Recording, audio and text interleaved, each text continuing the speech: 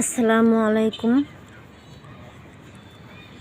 দেখেন হেঁচি শাক আবার নতুন করে হেঁচি শাক উঠছে। মাশাল্লাহ অনেক সুন্দর হেঁচি শাক উঠছে, কিন্তু নতুন করে আবার এগুলো সব কাটতে ফেলাইছিলাম, কিন্তু শিকড়গুলো ফেলাইছিলাম না। শিকড় থেকেই দেখেন কয়দিনের ভিতরে আবার সুন্দর হেঁচি শাক কিন্তু হয়ে গেছে। আর এই যে এই টবের শাক সব কাটতে নিছি আজকে, এটা আবার দেখাবো। দেখবেন কয়দিনের ভিতরে আবার পুরো ভইরা যাইব, টব দেখা যাইব না। আর কলমি শাকের কথা তো বলতেই হয় না। এই যে এখানেও হয়েছে, মানে পুরো বাগানে হেঁচি শাক আর কলমি শাক। এই যে দেখেন কলমি শাকের অবস্থা মাশাল্লাহ অনেক ভালো। এই যে পাট শাক আরও বেশি সুন্দর হয়েছে।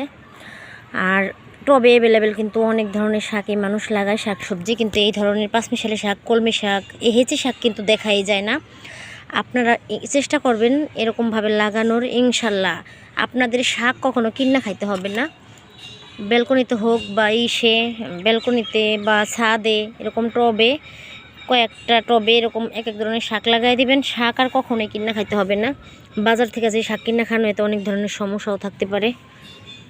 যারা এই ধরনের শাক পছন্দ করেন তারা এভাবে শাক লাগাই খাইবেন।